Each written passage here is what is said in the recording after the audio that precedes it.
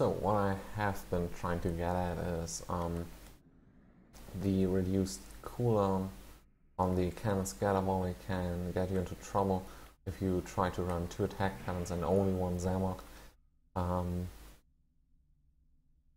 That really shouldn't be done, but as you can see here already, if you just alternate the usage of 2 attack pattern betas, it really doesn't matter how long your cooldown on attack pattern omega is. You can always just alternate 2 of them, so you don't have to run a single Zamok. If you don't have one, it's fine, just go with this. Build your ship with 2 attack pattern betas, 2 cannon scatter volleys, and 1 attack pattern omega. That way you can always have a attack pattern working together with your weapons upgrade, okay? So that is basically all you need to know about the bridge officers for those. The layout itself really is very much similar. The only difference is instead of beam fired will, you use cannon scatter volley. Let me emphasize at this point that cannon rapid fire increases the single target damage by I think 30%, and cannon scatter volley increases it by 25%. So the difference isn't that big of an issue, okay? But the real thing is that if you use this one, the scatter volley, it deals AoE damage. If you mouse over your weapon, it will say targets that are alive, foe, effects, 3 max. So you hit 3 targets instead of 1 with your cannon rapid fire. Therefore, you would always in PvE, use the scatter volley. In PvP, it's fine to use cannon rapid fire. It deals a little more damage. It only deals single target damage. That is really what you need to kill someone. But in PvE, there spawn 4 spheres. You don't really care how fast a single one dies. You want all of them to be dead as soon as possible. That is also a good argument why Beamfight Will is so good. Like the one guy on the official stream, I think, said at some point that if you kill one of the 2 enemy ships faster, it would be with cannon rapid fire. So therefore cannon rapid fire is better. The problem with that is, if you look at what would you need to use to make both of them dead first, the answer is fired will, and after that cannon scatter volley. If they are positioned badly. If they stay right on top of each other, very close, and you can freely maneuver, cannons would probably even be better. It's just that the positioning is so difficult to really maximize on your damage, and you don't really that often get 3 targets into your front lock, where it's way easier to have 2 enemies somewhere nearby. Okay. So the cannons deal on the tooltip a higher damage than the beams do. However, the beams work with something that is called overcapping. Basically, you set your weapons to 125 energy, and if you go over that, for example with emergency power to weapons, it will still get drained less.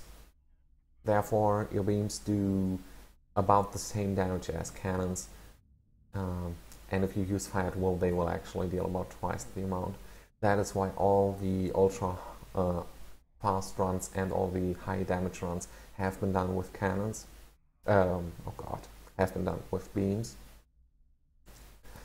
Cannons still can be fancy. I mean, if you run the average run, you would get that sort of build like this one here. It could deal around 30k on a decent run. You could get it to 40 with a perfect GDF, but that's about as high as you would get, while if you go for beams, 50k, 60k could be achieved without too much of an effort compared to the cannons. Okay, you don't need to move away from the transformer too early just to cleave AoE all the spheres down, because that will obviously help your damage. Okay, so for Romulan ships, you would have the Tavaro or the Archive to look at. The Archive is really a good ship. You are a little short on engineering abilities, but you get the hangar bay, and if you buy the 2-piece you get a 10% bonus to plasma damage, and it is also a very potent no-win scenario build. Okay, so now that we have seen this one, the step to a no-win scenario build is not that much of a leap. This one clearly is not in a no-win scenario layout though. Let's just go to this one, look at this. Okay, so this one is a little messed up. This one would be the emergency powder shields. This one would be the aux to bed on this build, which is a little awkward. You don't really want that to be there. You get, however, the Lieutenant Commander Universal for your TBR Grafwell. You also get the Attack Commander to be your Cannon Scatter Volley and Attack Pattern Omega 3. You would usually build this ship with a Cannon Scatter Volley 1, Emergency Powder Shields, aux to bed, and you could possibly get a second TBR in here. If you go for a more classical approach, however, let's see what the bridge officers look like on this one right now. Yeah, I think you can actually see what it's supposed to be.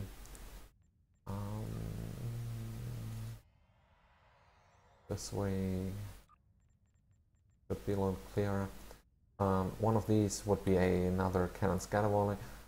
Then you have your damaging abilities, and you have your TBR Grafwell. So this one works just fine without a aux to bed. However, you would only get your Grafwell on every second wave with a 1-minute cooldown. You could possibly try to get in a fleet deflector, which reduces the cooldown of your science abilities, but you don't really need to. So this one is the more classical approach to things. Okay, so that is basically what we are looking at for bridge officer seedings about cruisers, Romulan cruisers, Federation cannons. Romulan cannons look quite the same. It's always the same abilities, you know. You will not use emergency power to auxiliary just because you can. Like, there's no reason to do that. You basically always want emergency power to shield, emergency power to weapons. There is a reason to use emergency power to engines, because that really increases the speed of your ship by a factor of like 2 or 3. My Vesta, for example, went like 25 at full speed. If I used emergency power to engines, one would run at 65. So that is more than double. Okay, so that is quite good, but you don't really need that in PvE. If you try to PvP or have a ship that really needs the movability, then yes, you could do that, but you don't really need to. Okay, so we have covered the bridge officer seedings. What we want always 2 attack patterns, we always want 2 attack abilities, we want emergency power weapons, we want direct energy modulation if we have that off. For no-win builds, we would want tractor beam repulsors and gravity wall, and outside of that we want hazard emitters and transfer shield strength, or a sighting to clear ourselves. We have talked about which bridge officers to get on Federation and on Romulan side. So we are basically good to go on to the next important thing. As we just talked about the traits, we can probably just continue with our own traits. Now this is a rather lengthy list. However, we can already cut it in half if we realize that we decide whether we play ground or space before we go into the mission. Therefore, there's no reason to use a mixture of ground and space traits unless you are too lazy to switch it out every time, which can actually be fine. But if you really try to work on something, please use only space or ground. I usually try to switch them out every time I do something ground or space related to really get the appropriate ones. The accurate trait increases your accuracy by 10%. This already leads to the itemization part, basically, because you have to understand that you either hit the enemy or you don't. If you don't hit him, you lose quite a lot of damage. Therefore, you always want to hit your enemy. That is why accurate is a good trait. However, if you have more accuracy than your enemy does have defense, your overcapped accuracy will be transformed into crit chance and crit damage. Now that sounds kind of cool. The problem is, it doesn't work for Fire at Will or Torpedo Spread. If you have those two abilities, you do not benefit from overflowing accuracy. You will only get to the state of where you hit them instead of where you missed them. That is good. But everything else shouldn't try to improve your accuracy because you do not benefit from the increase of further accuracy. Okay?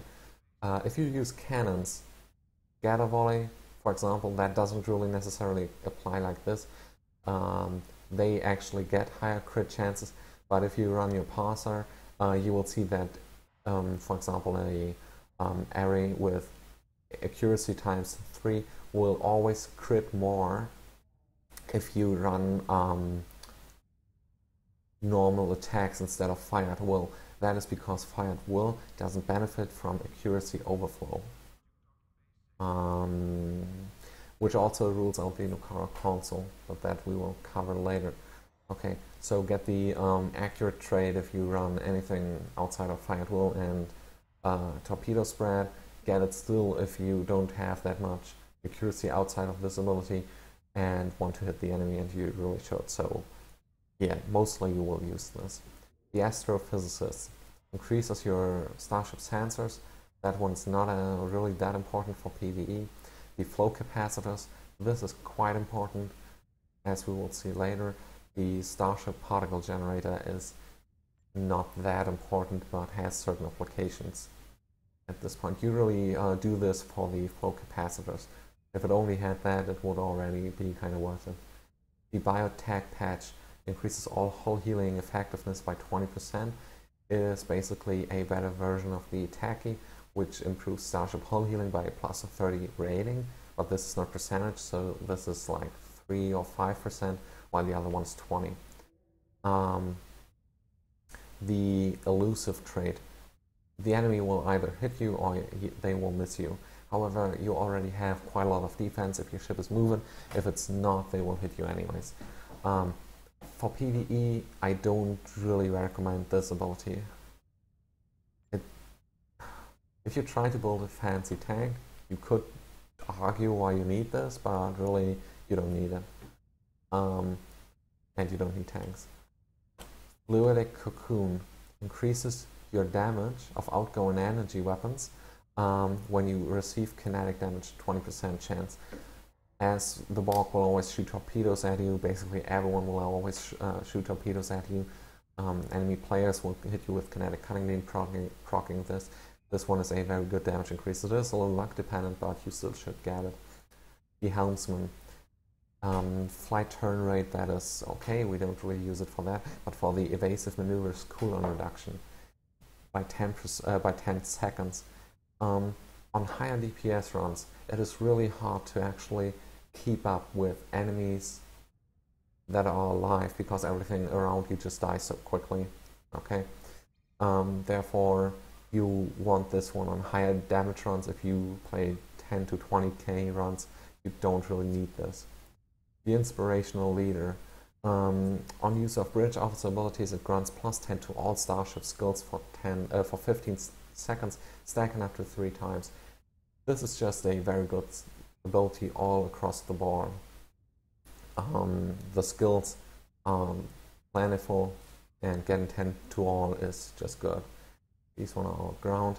The Particle Manipulator comes from the R&D trade. By the way, that is, we also have the Beam Barrage, which I already left out. If you put this in, it gives you, after using a beam attack, 2% increased damage for beam attacks.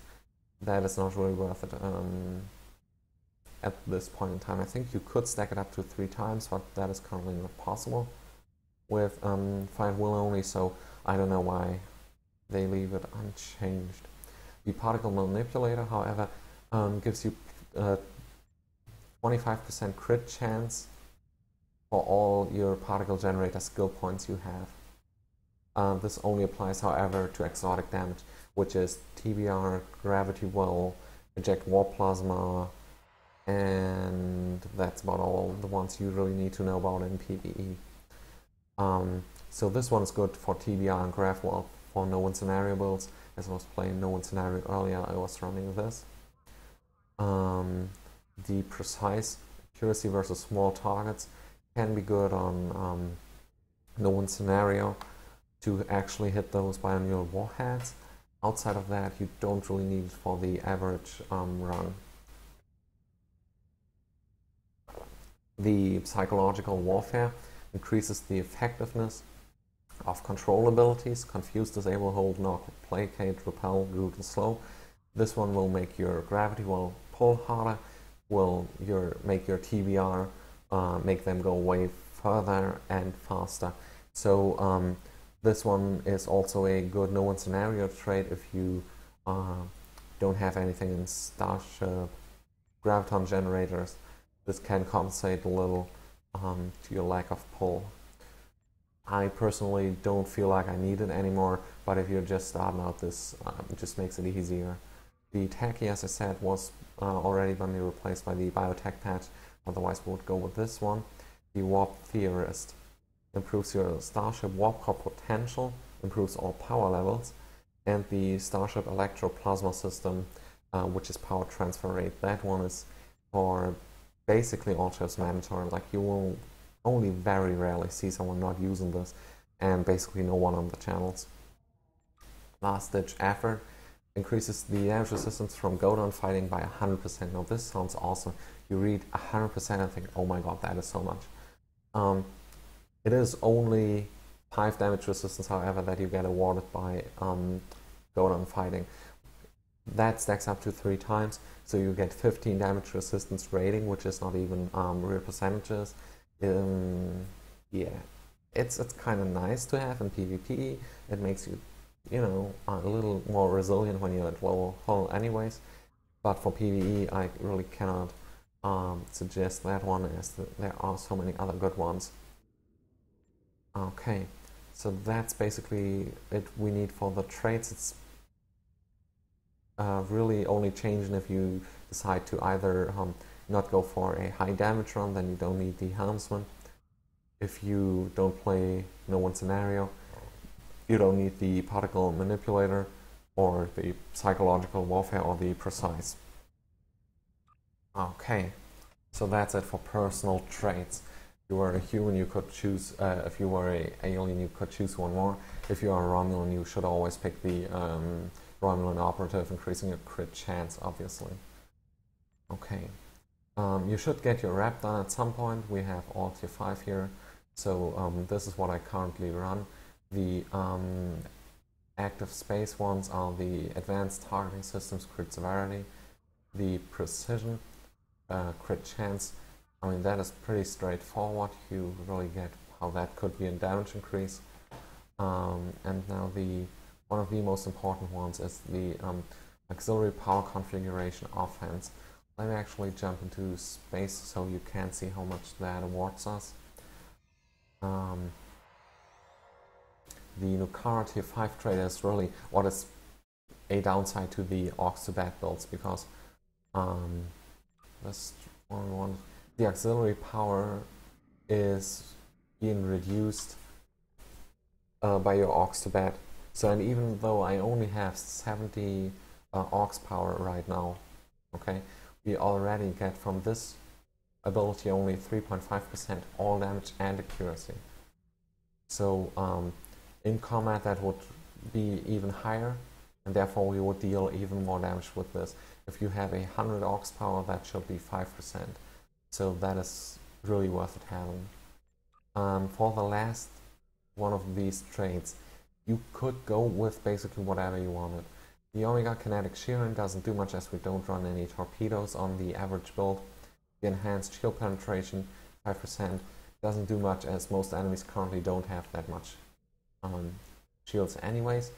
So you could go for something defensive. Active Hull Hardening can be interesting.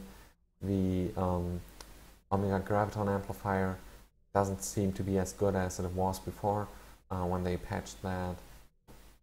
I don't really like it anymore. I don't know. What's quite low percentages. So you can basically choose whatever you want, but I go for the Nanoprobe Field Generator right now. This stacks up a damage resistance to your shields 5 times it stacks, and it reduces damage for 15 seconds by 5%. Therefore, this is a 25% damage reduction against your shields, and that really makes you survive for quite a long time. However, you shouldn't get one-shotted. Then it really doesn't do anything. Unknown scenario, for example, those little bio warheads, they just shoot you over and over. Therefore, you really benefit from this quite quickly. Okay, the ground reputation we don't need to look at, as we don't really care about that right now. The active reputation, and you basically choose all your space traits, okay? The quantum singularity manipulation is good, the biomolecular shield generator is good, and the refracting tethering cascade is good.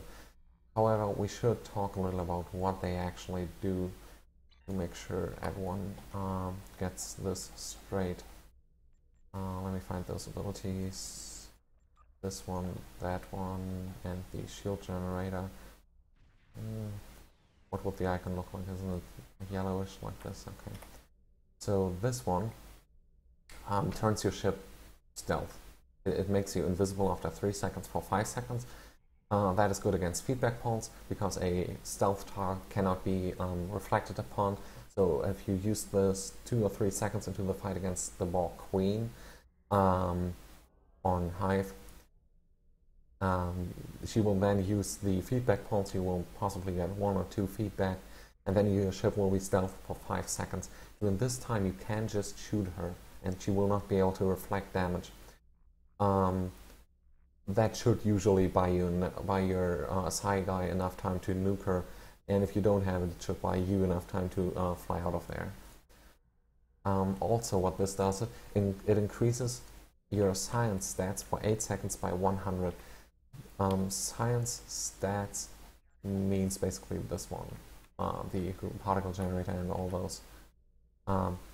So if you need a gravity well that pulls more, use this. If you need a TBR that pushes your enemy further away, like if you go into wave 10 of no one scenario, you hit this, you will be invisible, therefore you cannot be nuked by the enemy. What happens actually to people? Then you have the increased gravity well, and you have the increased TBR, just making it all easier. So that is really where this ability shines, making you invisible against the Queen and wave 10 of no one scenario. The refracting tethering cascade affects a maximum of 5 enemies, deals quite a nice amount of damage, but it only has a range of 3 kilometers. Now this, you don't really see it right now, and you can just fire the ability and it goes to cooldown and didn't do anything. Okay, they will change that on Trouble right now. It can only be fired if your target is within 3k, but you don't really understand at this point how good this ability is. You fly into the range of 5 enemies sitting at 3k, like on no one scenario, wave 10. Okay, you have 3 kilometers between 5 enemies from you. You will make this little Tetrian ray go to all of them, and they will all do a secondary and a tertiary attack to their nearby targets. Therefore, this they will all just chain reaction each other. Okay, that is brutal, absolutely brutal. A really, really good cooldown to AoE someone. However, you need to make sure that you are within 3 kilometers of all your targets, and the problem with that is, if they die, you might explode if you don't back out early enough. The biomolecular shield generator, we can't even use it, deploys a little device in space. You can actually target it, and that will make a shield bubble that heals everyone's shields in range and reduces damage to shields by 22%. Good thing to notice, it is an actual entity. It can be targeted, but it cannot be damaged, it cannot die. Therefore, it can actually take enemies' fire, but it will not go away, you know. You could just put this on the CT and basically stay in it yourself and make it tank a little damage. So those are the 3 active reputation ones. You should really get them at some point, like they all help. Okay, that's it for traits we really need to look at. So let's go ahead and talk a little. I possibly should even do this in space. Doesn't really matter, I suppose. So let's talk about the skills. There's a beautiful page in the internet where someone did actually take the time to try out what all these points do. You can find it if you look for skill points, skill point effect STO.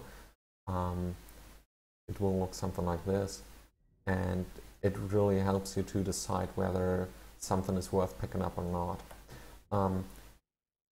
The disclaimer to this is we are building a energy weapons build, not a projectile build.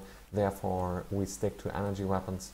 We build a PvE build, therefore we don't go for inertial dampeners and all this good stuff. And it can be identical like this to cannons and beams. They basically look the same. Okay, so if you spec into attack patterns, you have this list now. For example, your attack pattern beta debuffs your enemy for minus 20 damage resistance. If you have 9 points in that, it debuffs him for minus 30 damage resistance. So you get a benefit of 50% more powerful attack patterns. So this one is basically mandatory for all builds. The Starship Weapons training, if you look at this now, it basically awards to all your weapons just a flat 25% damage bonus. So that one also is mandatory. Driver Coil. Now this one is an ability that most people don't really use as of now, but they should. So let me jump into space here and show you what it does. If you see my power levels here, and if I now go to full impulse, you expect everything to drop to 5 and your engines would go up to 100. However, if you are spec'd into driver coils, we just dropped out of full impulse because we got too close to the starbase. Didn't fly this ship in so long, the keybites are all weird. And your engines would. So you see now that our energy levels only drop to 30, and our engines go as high as 125. Therefore, you need less time to redistribute your powers after full impulsing somewhere, which is important for Kittimer or our energy levels only. Like there's many applications where you need where you actually want this. Okay. However, that is not the only thing. It doesn't only do this. It also makes you go faster with the increased engine power, and it also increases your evasive maneuvers effect. Like it will give you more speed, more turn, and all that if you have more points into driver coil. On top of all of that, you would go faster in sector space, but that is not the major reason to go for this ability. And I'm quite sure it will also increase the effect of other short duration speed increases, like the attack pattern should be more increased, and the batteries for engines, for example. Starship batteries increases the duration of batteries. If you use a weapons battery, it will not be for 10 seconds, as the original tooltip says. Let me find a battery here. This one would stay on for 15.4 seconds, well, because I have 154 rating in this. So if you would go for 9 points, you would actually get 19.9 seconds. I don't have a red matter capacitor on this tune, so it's not really that beneficial to me. That's why I only have 3 in there. You could also go for 6 if you have a red matter. The hull repair basically it's good to have. You shouldn't go for 9 usually on abilities that do not really benefit exactly what you're doing.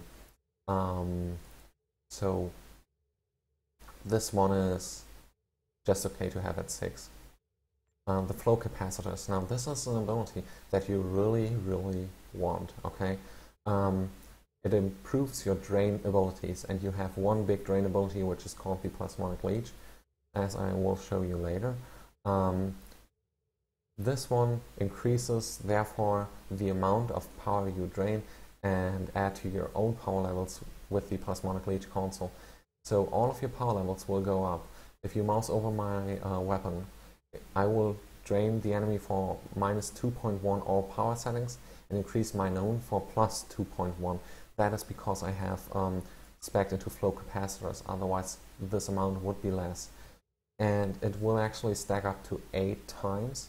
Therefore I get 16 all subsystem power for each subsystem, that is, just because I have this one spec'd out and have the plasmonic leech console.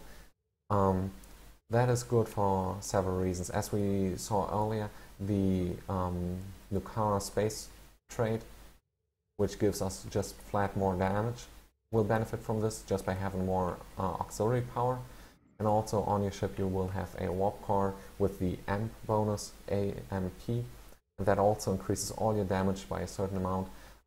If each subsystem, it will increase your damage by a certain amount for each subsystem with 75 or more power. So if you have your weapons and your aux at 75 or more, you will get 2 times that bonus. If you have all 4 above that, you will get 4 times that bonus. Therefore, you want to have all 4 above 75, your weapons at 125, and all the rest, the spare that you can find, would go into auxiliary because of the Nukara space trait. Okay, so this one is really, really good. The Starship shield emitters improve shield repair and healing abilities. 6 is totally fine there. Lieutenant Commander, energy weapon specializations. Now let's look at this beautiful page here. Tier 2 abilities, energy weapons. We will get another 20% bonus to our energy weapons only. We don't get the projectiles, but that's okay because we don't want to run them anyways, as they will usually just decrease our DPS, and there's no real reason to go for them unless you obviously build a flat out torpedo build where you would use those 2 instead of the upper 2. Structural integrity increases your starship's hold strength, which is basically your max HP. If you mouse over down here, you see your maximum HP. That is okay to have. You don't need too many of that. As you see here, for the first 3 points you allocate, you get 54 rating. If you allocate 3 more, you get to 84. If you allocate even 3 more, you only get to 99. So the difference is really diminishing. Okay, that is why you don't want 9 in many subsystems. That is only what you really, really want. Everything else is fine with 3 or 6. Subsystem repair. Now this is not that much used. Like you don't get disabled that often in PvE. 54 in this is probably even more than you need. Just safety reasons. If you actually fight Tholians at some point in the crystalline or so, that can come in handy. But you wouldn't go in PvE for 9 in that. The Starship Warp Core efficiency. This one improves your power levels when your power levels are low. There's still a tier 2 ability, so here it is, the Warp Core efficiency. If you have, now this is the ladder number in your power level setup. If you have 15 power allocated there at a rating of 9 points in that, you will get 11 additional energy into that subsystem. Like the later number here would be 15, the previous one would be 26 if we only had warp core efficiency. So that is a huge, tremendous increase. that is where you can get so much energy from if you run low power levels in a couple of them and higher power levels in the other ones. You can really benefit here. That is why I have my shields super low and increase it with items and this trait and the Dick Rock and the Plasmonic Leech console. Like you can see, I only allocate 15 power base to that, but I already have more than in my engines. If you have 25 power, this effect already gets reduced by quite a lot to only 9, which is percentage-wise not that good anymore.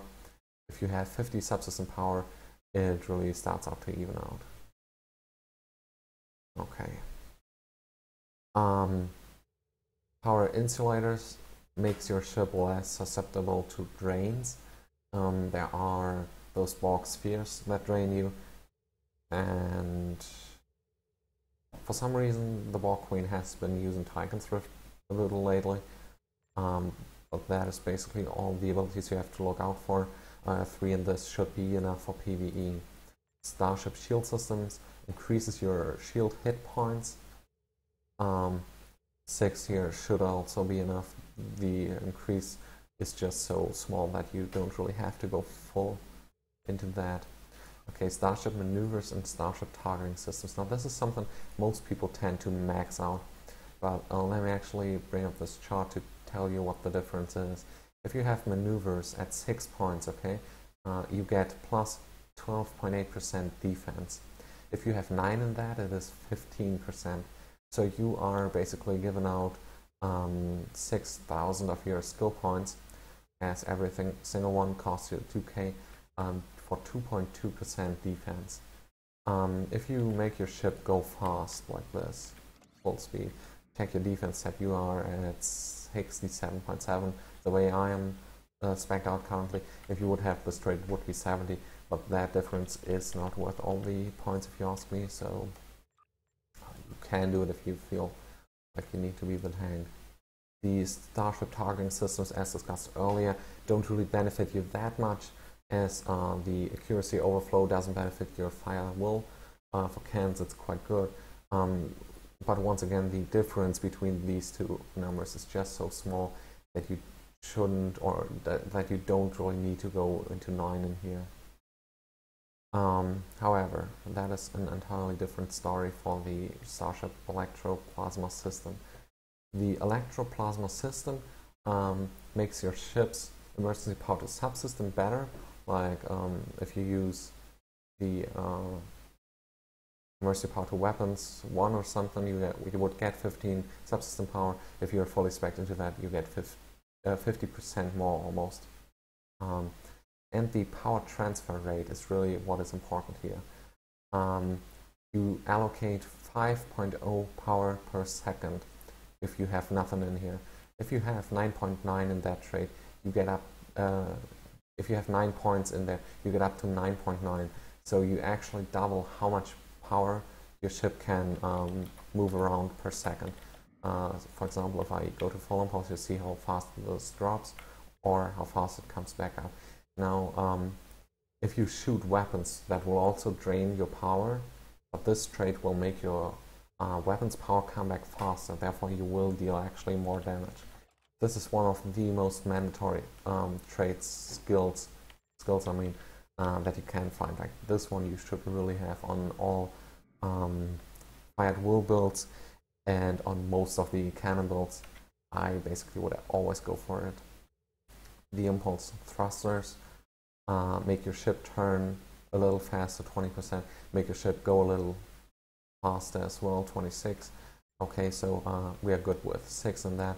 Warp core potential, now this is something that is a little different than the efficiency trait, as it diminishes so quickly.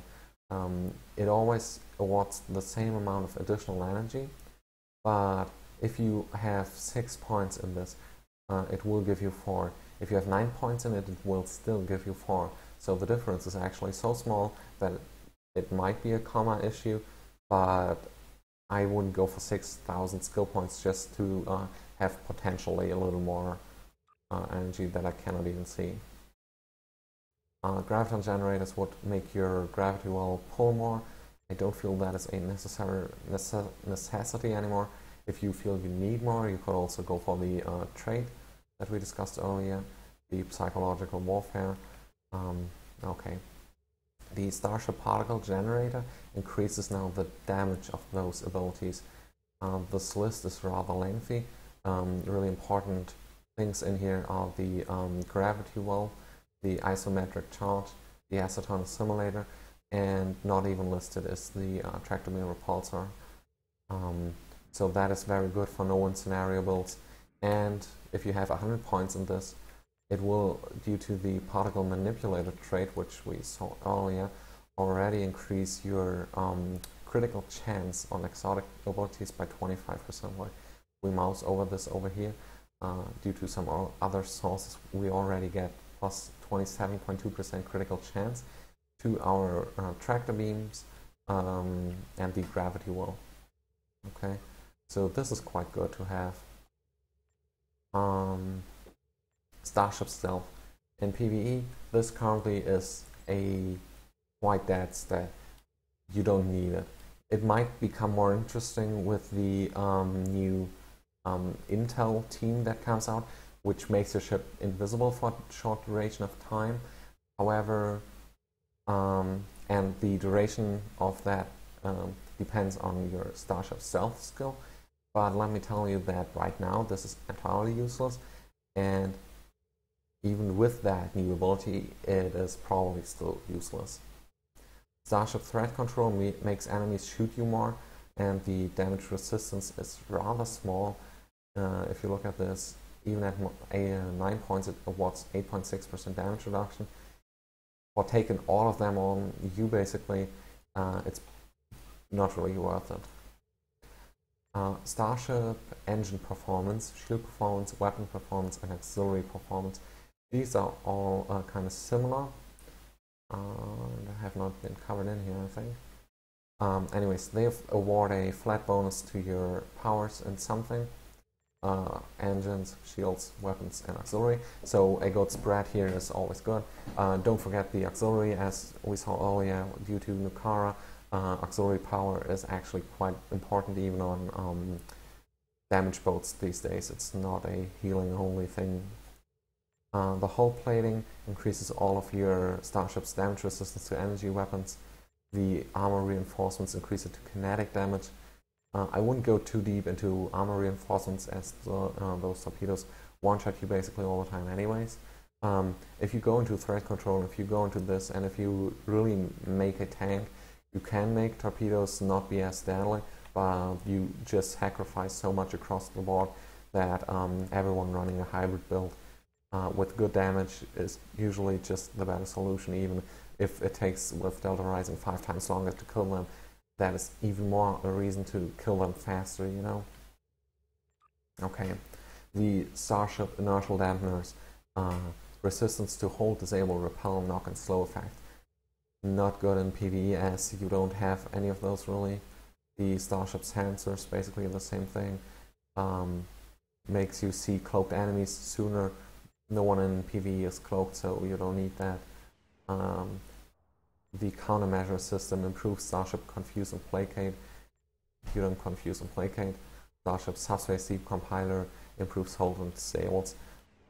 You don't need that either. Okay, these are basically PvP abilities. You could go for them, but there's really no reason to. Same with these. Everything else is quite straight. Like, we want all of these for obvious reasons. Don't forget the driver calls, give them some love. And the one I forgot to talk about is the energy weapon specialization. So let's bring up this beautiful shot once more. It will give you crit chance and crit damage. At 9 points it's 2% chance and 25% damage. At 6 it's 1.7 and 21.2. So it has been argued that 6 might be enough. Since we are playing PvE only here on my build, I just decided to go for the full 9. You know, 0.3 crit is 0.3 crit.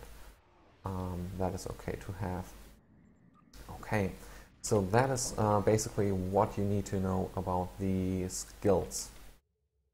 You can move around a few of these points, like you can get more into maneuvers, can get more into targeting, but everything else, like the really important ones, you should always pick up and just play around with the others. Okay, so this was quite a lengthy one, even though it was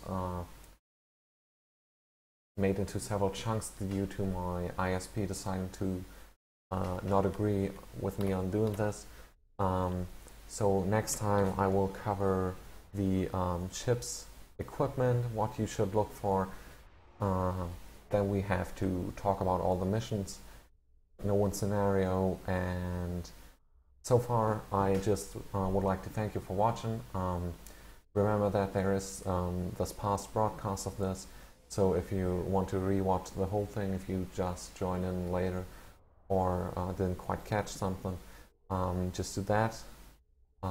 If I forgot to talk about something, please hit me with an in-game mail, write it to the stream chat or something. I will try to catch everything I can. So I wish you a beautiful evening and thank you for your attention. Good evening.